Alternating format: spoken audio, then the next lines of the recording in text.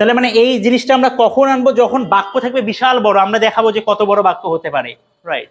তখন আমরা আসলে কোনটা আগে বসাবো কোনটা পরে বসাবো এটা নিয়ে অনেক কনফিউজড হয়ে যাই। কিন্তু এই জিনিসটা OMTTR মানে বিশেষ করে MTTR এটা যদি মাথায় থাকে, এই সিকোয়েন্সটা M for manner, T for place, T for time, R for reason, তাহলে আমাদের খুব সহজেই আমরা বিশাল বড় বড় বাক্য লিখতে পারি। তাহলে এখন আসুন একটা জিনিস আপনি একটু লক্ষ্য করুন, বিষয়টা হচ্ছে দেখুন সাবজেক্ট ভার্ব অবজেক্ট এই তিনটা বাদ দিয়ে বাকি যে অংশগুলো থাকে এটাকে বলা হয় এক্সটেনশন। আপনি শুনেছেন না, ওই যে বিভিন্ন বইয়ে দেখেছেন যে সাবজেক্ট ভার্ব অবজেক্ট এরপরে এক্সটেনশন। অনেকেই জানে না যে আসলে এই এক্সটেনশন বা এক্সটেনশন দ্বারা কি বোঝায়। এক্সটেনশন দ্বারা বোঝায় সাধারণত যে বাকি যে অংশটা আছে বিশেষ করে ওই অংশটার অ্যাডভার্বেই সব হয়। একটা বাক্যে সাবজেক্ট ভার্ব অবজেক্ট এগুলো বাদ দিয়ে যা থাকে সেটা হচ্ছে অ্যাডভার্ব বা অ্যাডভার্বিয়াল ফ্রেজ। কি বললাম? একটা বাক্যে সাবজেক্ট ভার্ব অবজেক্ট এই তিনটা বাদ দিয়ে বাকি যে অংশ থাকে সেটাকে তো এক্সটেনশন বলা হয়। আর এই এক্সটেনশন গুলোর মধ্যে কে থাকে? অ্যাডভার্ব অথবা অ্যাডভার্বিয়াল ফ্রেজ। একটা ওয়ার্ড থাকলে অ্যাডভার্ব আর একের থেকে বেশি ওয়ার্ড থাকলে অ্যাডভার্বিয়াল ফ্রেজ।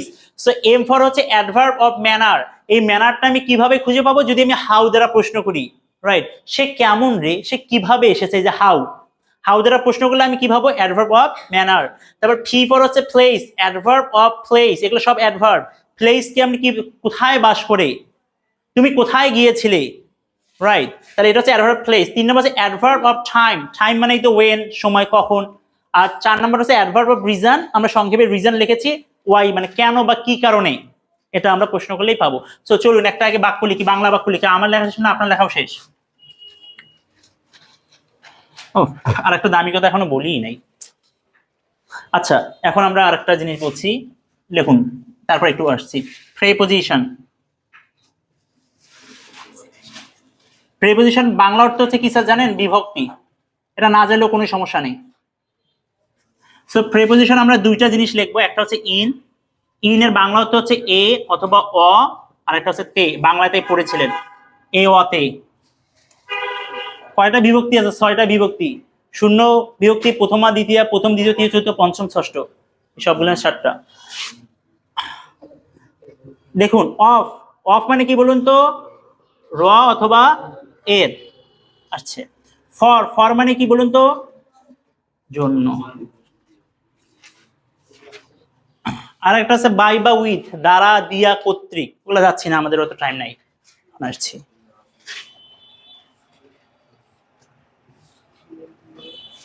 তারপর লিখবেন যে বাংলাদেশের, বাংলাদেশের, রাইট?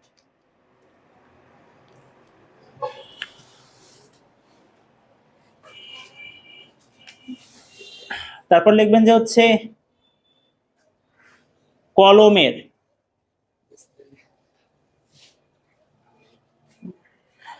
তাহলে এতটুকু বাংলাদেশেরটা একটু আসি। স্যার বাংলাদেশের মানে এখানে আসলে কি বিভক্তি, কোন প্রেপোজিশন লুকিয়ে আছে একটু দেখি। আমরা যেটাকে বাংলাদেশ করি, বাংলাদেশ,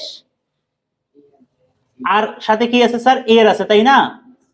তার মানে এখানে কি আছে স্যার? অফ নামে ব্যাপারটা আছে। তাহলে দেখুন এইখানে মূল বিষয় একটা কথা বলতে যাচ্ছি। বাংলা লেখার সময় বিভক্তিগুলো, বিভক্তির ইংলিশ কি? প্রেপোজিশন। বাংলাতে প্রেপোজিশন গুলো শব্দের কোথায় আসে? শেষে আসে। কিন্তু ইংলিশ যখন করতে যাই তখন রিভার্স হয়, উল্টো হয়। ইংলিশ করার সময় এই দিক থেকে আসতে হবে। তাহলে এটাকে আগে লিখতে হবে, তারপর এটাকে। অফ বাংলাদেশ কি স্যার? অফ। তাহলে কলমের, কলম যোগ এর, তাহলে দেখেন এখানে এর আছে, র বা এর যে কোনো একটা আছে, তাহলে কি? Of Thames, right? যদি আমি বলি কলম, এর ইংলিশ কি বলবেন? থেন। আর যখন আমি বাংলায় বাক্যে থাকবে এই কলমটা, তখন আমি কি বলবেন? থেমস। কি বলবেন? থেমস। ইংলিশে প্লুরাল এস যুক্ত হয়, কিন্তু বাংলায় এভাবে সাধারণত বলেন যে কলমগুলো, রাইট? আমি আম খাবো, আম খাওয়াতে আমি কি বুঝিয়েছি? একটা আম খাবো না, 2টা আম খাবো বলেছি। তখন আপনি ধরে নেবেন আমি আমগুলো খাবো, এই যে আমগুলো শুনতে কেমন লাগে আর কি, এজন্য আম খাবো। বাংলা শব্দটা সিঙ্গুলার মনে হয়, কিন্তু ইংলিশে আমরা কি স্যার? ওই প্লুরাল করি। এতটুকু ক্লিয়ার? তাহলে এই জিনিসটাকে আমি এভাবে বুঝাতে চাই, সেটা হচ্ছে দেখুন এটাকে যদি আমি বলি 1 নাম্বার, বাংলাতে 1 নাম্বার, আর বাংলাদেশটা বাংলাদেশ কয় নাম্বার? এটা হচ্ছে 1 নাম্বার, এটা হচ্ছে 2 নাম্বার। যখন আমি বাংলা থেকে ইংলিশ করব তখন উল্টা দিক থেকে আচ্ছা আমি সরি ভুল বলেছি, এই বাংলাদেশ হচ্ছে 1 নাম্বার এইদিকে, আর এটা ধরলাম কি 2 নাম্বার, কিন্তু ইংলিশ করার সময় 2 নাম্বারটা আগে যেহেতু উল্টা, তারপরে কি স্যার 1 নাম্বার। দেখি আমি কি বুঝাতে পারলাম, এটা হচ্ছে কি 2 নাম্বার, এটা হচ্ছে 1 নাম্বার, কারণ কলম হচ্ছে 1 নাম্বার, র বা এর হচ্ছে 2 নাম্বার, উল্টা দিক থেকে আসবে। দেখি এখন আমি কি বুঝাতে পারলাম।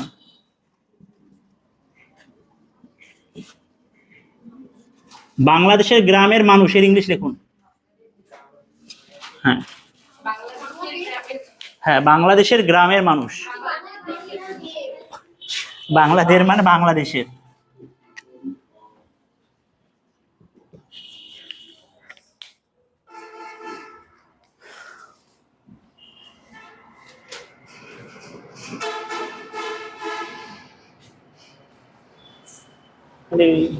বসুন।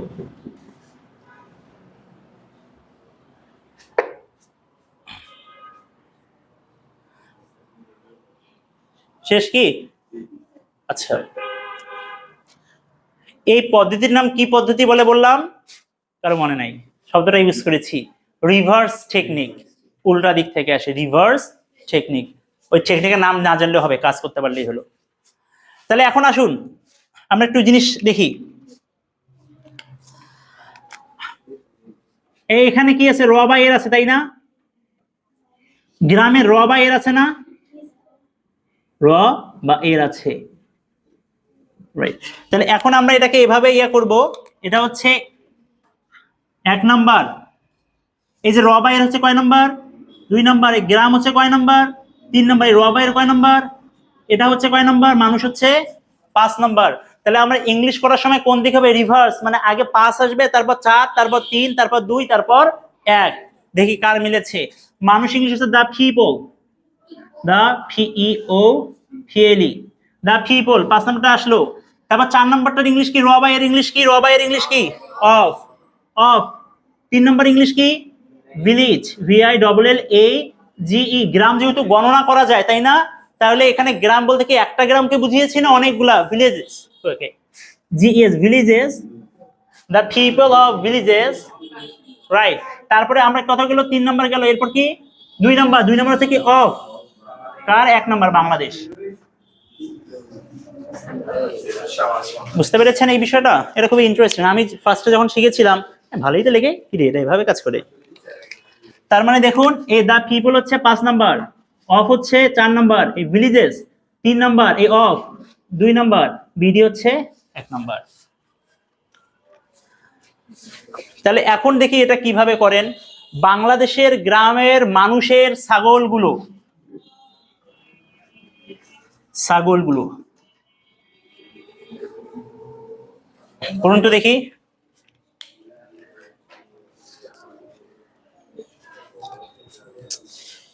ইস, সময় নাই আমাদের আসলে।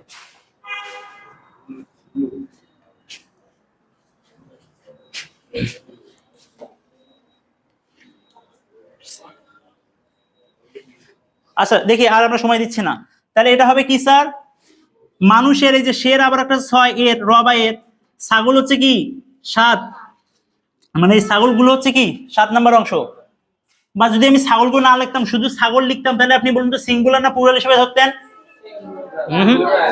বললাম না, এটা হচ্ছে আমরা বাংলায় সিঙ্গুলার দেখা যায়, কিন্তু এটা আসলে প্লুরাল করতে হবে। তাহলে কি হবে sir? The goats, the goats of the people of villages of Bangladesh. বুঝতে পেরেছেন? কে কে রাইট করতে পেরেছেন হাত তুলুন তো দেখি। আচ্ছা ঠিক আছে, এটা বাসায় বাসায় গিয়ে এভাবে প্র্যাকটিস করবেন, আমাদের আর বেশি প্র্যাকটিস করার টাইম নেই।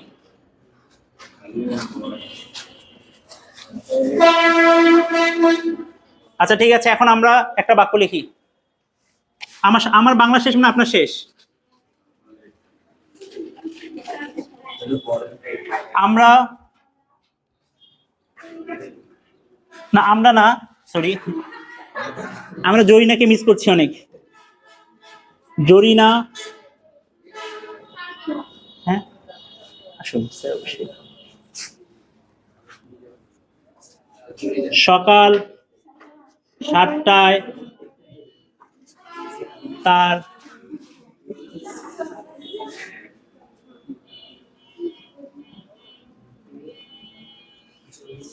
সাথে। জরিনা সকাল 7টায় তার বান্ধবীদের সাথে, ওটা পরে দেখা যাবে।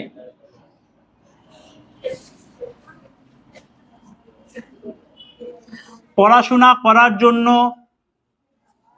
পড়াশোনা, জরিনা সকাল 7টায় তার বান্ধবীদের সাথে পড়াশোনা করার জন্য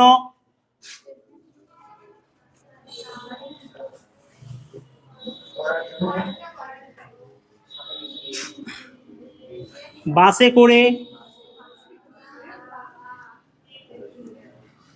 আমার বাড়িতে এসেছিল। এটা আরো বিশাল বড় করা যায়, আমাদের সময় নেই জন্য করছি। আমার বাড়িতে এসেছিল। এটা 1 নম্বর বাক্য। হ্যাঁ, জরিনা সকাল 7টায় তার বান্ধবীদের সাথে পড়াশোনা করার জন্য বাসে করে আমাদের বাড়িতে এসেছিল। আমার বাড়িতে এসেছিল না, এটা আমি করাবো। বাসে করে আমাদের বাড়িতে এসেছিল। আর বাবা আমার বাড়ি, বারবার আমাদের কেন হয়? আচ্ছা,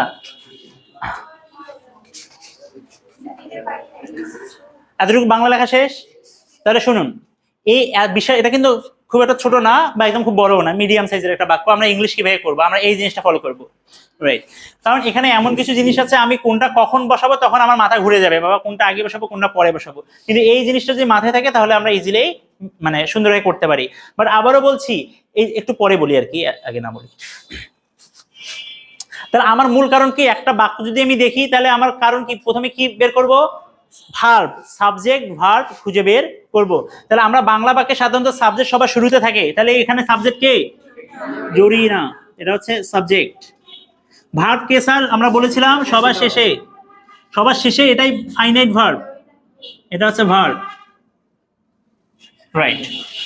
এখন দেখুন, এই সাবজেক্ট এবং ভার্ব বাদ দিয়ে দেখুন পড়াশোনা করার জন্য, পড়াশোনা কিন্তু এটা নন ফাইনাইট ভার্ব হয়ে যাবে। বোঝা গিয়েছে কেন? আমরা বুঝাবো একটু পরে, দেখেন। তাহলে সাবজেক্টটা আগে লিখি, সাবজেক্ট কে স্যার? জরিনা। তাহলে আমরা স্ট্রাকচার কি, মানুষ সাবজেক্ট ভার্ব, তাহলে ভার্ব হচ্ছে খেইম, মানে এসেছিল, তাহলে V2, তাহলে খেইম। তাহলে এখন দেখি এখানে অবজেক্ট আছে কিনা। অবজেক্টকে আমি ভার্বকে কি দ্বারা প্রশ্ন করব, কি বা কাকে দ্বারা প্রশ্ন করব? কি এসেছিল আছে, কি এসেছিল উত্তর পাওয়া যায় না, কাকে এসেছিল পাওয়া যায় না, তার মানে অবজেক্ট নাই। যেটা নাই সেটা নিব না। এগুলোর মাঝে, এগুলো যে সব সময় থাকবে বিষয়টা এমন না, যেটা থাকবে না সেটা নিব না, তারপর এটা নিব। তাহলে অবজেক্ট শেষ। তারপর দেখি এম, অ্যাডভার্ব ম্যানার, কিভাবে এসেছিল? বাসে করে। তাহলে বাসে করে বা ট্রেনে করে এর ইংলিশ কি? বাই বাস বা বাই ট্রেন। এখানে বাস আছে, তাহলে বাই বাস, বাসে করে। তারপর এটা গেল, ম্যানার গেল, কি প্লেস, মানে কোথায় এসেছিল। দাঁড়ান একটু আমি শেষ করি আগে। তাহলে আমাদের কি শেষ হলো? এটা শেষ হয়ে গেল, বাসে করে শেষ। এখন কি হবে? কোথায় এসেছিল? যে আমার বাড়িতে, মাই। ওকে, জরিনা এসেছিল কিভাবে? এসেছিল বাই বাস। কোথায়? My house. তাহলে এখন এই যে মাই হাউস মানে আমার বাড়ি হয়, আমার বাড়িতে এসেছিল না। এই যে তের ইংলিশ কি? তের ইংলিশ কি? এ অতে। এই জিনিসটা একটু মাথায় রাখতে হবে তো। কি sir? In my house, in my house, আমার বাড়িতে এসেছিল। তারপর এটা গেল, তারপর কি আছে স্যার? প্লেস শেষ। তারপর কি? টাইম, টাইম কি আছে? আছে। দেখুন একটু টাইমের ক্ষেত্রে এবার খেলা। টাইম কয়টা আছে স্যার? দুইটা, একটা বড় টাইম আর একটা কি স্যার? ছোট টাইম। তাহলে আমরা জানি জায়গার ক্ষেত্রেও যদি দুইটা জায়গা থাকে, একটা বড় জায়গা একটা ছোট জায়গা, বড় জায়গার সামনে আমরা কি বসাই? অ্যাড। আর ছোট জায়গার সামনে বড় জায়গার সামনে আমরা ইন বসাই, আর ছোট জায়গার সামনে কি বসাই? অ্যাড বসাই। জায়গার ক্ষেত্রেও আমরা প্লেস, প্লেস এগুলো তো আরো ডিজাইন করতাম, আমরা সময়ের কারণে পাচ্ছি না, এগুলো মুখেই বলছি। প্লেস, প্লেস যদি দুইটা হয়, যদি একটা বড় আর একটা ছোট হয়, তাহলে ছোট জায়গার সামনে আমরা কি? অ্যাড বসাবো, বড়টার সামনে কি বসাবো? ইন বসাবো, রাইট? এবং ছোটটা আগে লিখবো, তারপরে কি লিখবো? বড়টা পরে লিখবো। সময়ের ক্ষেত্রে সেম অবস্থা, যদি ছোট সময় হয় তাহলে তার অ্যাট, আমরা জানি সময়ের প্রিপোজিশন, আর বড় হলে ইন। তাহলে এখন আসুন, এখানে 7টা ছোট সময় না, তাহলে কি হবে sir? At 7 AM, at 7 AM। কখন sir? In the morning. In the, কেউ কি আসছে বাইরে? কে?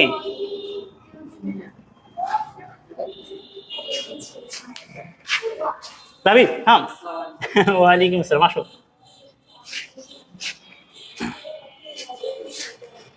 সো আপনারা যার জন্য অপেক্ষা করছেন সে এসছে, আসো আসো। ওয়ালাইকুম। আচ্ছা, এখানে একটু জাস্ট তুমি ওয়েট করো। আচ্ছা, এখানে ওয়েট করতে হবে না, চলো ওই রুমে চলো, দেখা আছে। আসুন স্যার প্লিজ কাম। এখানে জাস্ট আমি বাক্যটাকে শেষ করছি। এখানে লাইট যে কোথায়? মা, ও ওইদিকে।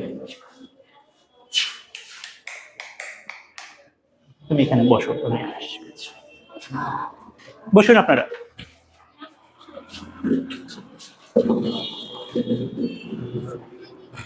সো এতটুকু কিছু বোঝা গিয়েছে? তাহলে সময় দুইটা থাকলে একটা ছোট আর একটা বড়, তাহলে ছোটটা আগে আসবে, বড়টা পরে আসবে, এবং ছোটের সামনে কি বসবে? অ্যাট, বড়ের সামনে ইন। আচ্ছা, তাহলে আমরা এখানে শেষ। কোথায় গেল সময়? কোথায় গেল? এই যে সময় তো শেষ করলাম। তারপর এখন আসুন, হ্যাঁ আচ্ছা আমরা বলছি, এই যে এখানে দেখুন আমরা এই জিনিসটা, এই যে কার সাথে? তার বান্ধবীদের সাথে। এটাও কিন্তু আমরা আসলে হাউ দ্বারা প্রশ্ন করলেই পাই। আমরা ওটা প্রথমে এড়ে গিয়েছি, একটু জাস্ট আবার ঠিক করতে হবে। আবার আমি জাস্ট একটু revise, please listen. First subject খুঁজে বের করেছে জরিনা, তারপরে ভার্ব পেয়েছি, সবার সাথে থাকে ভার্ব পেয়েছি, সাবজেক্ট ভার্ব বসালাম। এরপরে কি স্যার? অবজেক্ট আছে না নাই? অবজেক্ট ছিল না, রাইট, এর জন্য বাদ দিয়েছি। তারপর ম্যানার, ম্যানার হচ্ছে দুইটা, মানে সরি ম্যানারকে কি দ্বারা প্রশ্ন করলে পাবো? হাউ দ্বারা। সো কিভাবে এসেছিল? By bus. আবার কার সাথে এসেছিল? আমরা কি এই যে কার, ইয়েস, কার সাথে, এটাও আমরা কি দ্বারা প্রশ্ন করলে পাই? হাউ, কিভাবে, তাই না? তাহলে আমরা এখানে জাস্ট সরি, এখানে আসলে ওটা আমরা এটা একটু মুছে দিচ্ছি, আপনারাও কেটে দেন এক লাইনে। কেটে না দিলেও হতো, তারপর আমরা কেটে দিচ্ছি। ওকে, খেম এসেছিল, তার কি স্যার আগে লিখবো? কার সাথে এসেছিল? With her friends, right. আবার কিভাবে এসেছিল? By bus. এখন কেউ যদি এটা লিখতো by bus with her friend, এটা ভুল হতো না? তেমন ভুল হতো না। আমরা এটা শুনতে ভালো লাগছে, এই জন্য আমরা আগে লিখলাম। হ্যাঁ বাবা, না বাবা আপনি লিখলে হবে, মানে এগুলো কথার ধরন আর কি। থ্যাংক ইউ এই জিনিসটা বলার জন্য।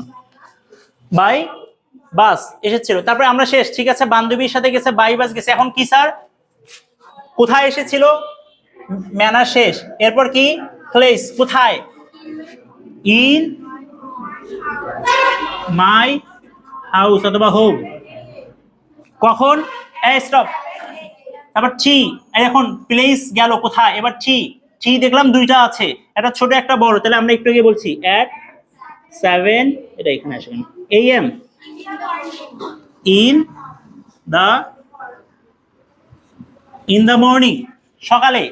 তারপরে দেখুন তো স্যার আমাদের শেষ, টি, এখন বাকি আছে কি স্যার? রিজন। কেন? এই দেখুন তো, পড়াশোনা করার জন্য। তাহলে কি হবে স্যার? জন্যর ইংলিশ কি? Stop stop stop. এই যে জন্যটা কি একটা প্রেপোজিশন না ফর? তাহলে আমরা তাহলে ইংলিশটা কেমন হবে? এই যে এটা হচ্ছে, এই যে পড়াশোনা করা, দুইটা মিলে তো একটা জিনিস, তাই না? এক আর এটা হচ্ছে দুই, তাহলে ইংলিশ কি হবে? আগে দুই আসবে, তারপর এক আসবে, এই জন্য for. Read, read by studying, তাহলে কি হবে? রিডের সাথে কি হবে? আইএনজি, কারণ প্রেপোজিশনের পরে ভার্ব, তার সাথে আইএনজি হবে, ফর রিডিং, ফুল স্টপ, শেষ। বোঝা গিয়েছে? তাহলে এখন আপনাদের কাজ কি? এরকম বড় বড় বাক্য নিজে লিখবেন, বা বইয়ে টয়ে আছে সেগুলো করে নিজে নিজে এই প্যাটার্নটা মিলে আপনারা লেখা ট্রাই করবেন। ইনশাল্লাহ আশা করা যায় যে আপনারা আগের থেকে রাইটিংটা আরো ভালো হবে। এবং আর যে বিষয়টা একটু আমরা বলি, যে এই সিকুয়েন্সটা মানতেই হবে, এটা ম্যান্ডেটরি না। আপনি চাইলে এখানকার মধ্যে দেখুন তো, এটা আগে লিখতে পারেন, যে এটা চাইলে আগে লিখতে পারেন যে পড়াশোনা করার জন্য, ফর রিডিং, এটা সবার আগে লিখতে পারেন, রাইট। তারপরে কিন্তু যদি ওটা সবার আগে লেখেন, তারপর উপরে একটা কি দিতে হবে? কমা। জরিনা কেম, তারপরে Zarina came with her friends by, এত লিখতে পারেন, ঠিক আছে। অথবা এভাবে করা যায়, কোথায় গেল? at 7 AM in the morning, comma, তারপরে বাকি যা আছে তা লিখতে পারেন। মানে এই নিয়ম যে স্বতঃসিদ্ধ মানতেই হবে বিষয়টা এমন না, কিন্তু আমরা কিভাবে এটা সাহায্য নিতে পারি, যে অনেক বড় বড় বাক্য কোনটা আগে বসাবো কোনটা পরে বসাবো আমাদের কনফিউজড আমরা হয়ে যেতে পারি, এজন্যই আমরা এই জিনিসটা অবলম্বন করব। তো ঠিক আছে, আজকের ক্লাস হচ্ছে এখানেই শেষ, মানে এই সূত্রের ক্লাস শেষ এবং আজকের ক্লাস এখানেই শেষ। কারো কোনো প্রশ্ন আছে?